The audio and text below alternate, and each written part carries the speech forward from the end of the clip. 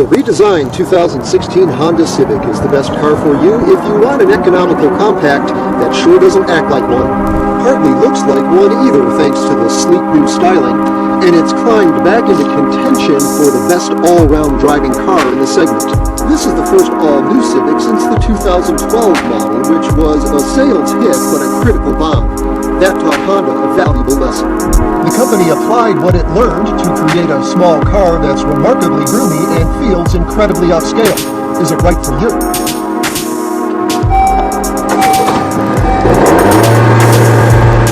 I'm Chuck Giametta. Join me for a car preview video review of the 2016 Honda Civic.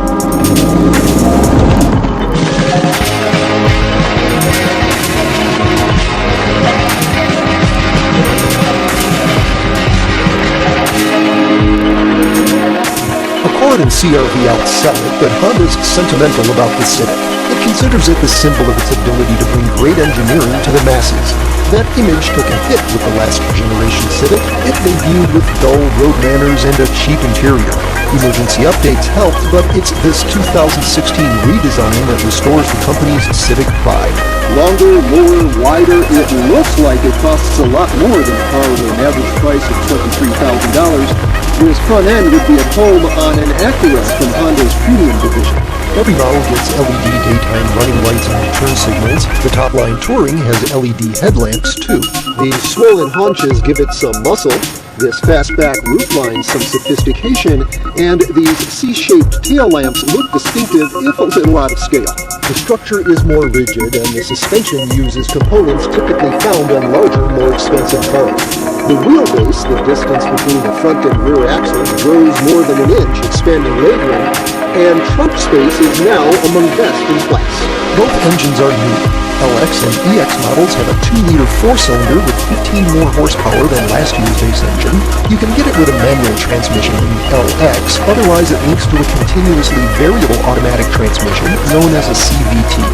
Other Civics get a 1.5-liter 4-cylinder. It's the first turbocharged engine in the US market Honda, and it comes only with the CVT.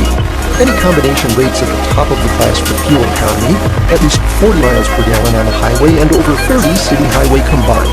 And Honda doesn't require or recommend premium octane gas for the turbo. You're going to like it in here. The cabin feels modern and upscale, and there's a precision to the controls that's way beyond this price class. Gone is the previous Civic's goofy 2-tier instrument panel, replaced by a dashboard that, like the rest of the car, seems more grown-up. The LX is a 5-inch dashboard screen. The others get this 7-inch display that's your portal to Android Auto and Apple CarPlay with Siri voice recognition. These systems will display your smartphone's navigation app, but to access GPS mapping where there's no cell signal, you'll need the integrated navigation that's standard only on the Touring and optional only on the XL. With or without nav, the 7-inch display employs Honda's touch-sensitive audio system.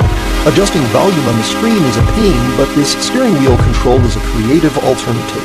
There's plenty of interior storage space, and the EXL model, like this top-line Touring, comes with leather upholstery.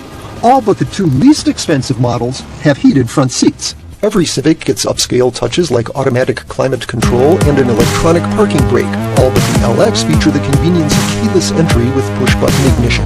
This roomy back seat is a selling point. The cushion is supportive, and overall comfort is better than in some midsize cars. Safety features are another selling point. This is one of the few compact cars that doesn't reserve driver assistance for the most expensive models. The Honda Sensing Safety System is standard on the Touring and a very reasonable $1,000 option on all but the manual transmission LX. It includes collision-avoiding automatic braking, cruise control that maintains a set distance from traffic ahead, and automatic steering to keep you in your lane. Every model has a rear-view camera, but rear cross-traffic detection isn't offered, and EXL buyers must choose navigation or Honda Sensing. To get both at that luxury level, Honda forces you into the Touring model. That's among our short list of gripes, and it's overshadowed by just how well this new Civic drives. It goes down the road with the poise of a bigger car.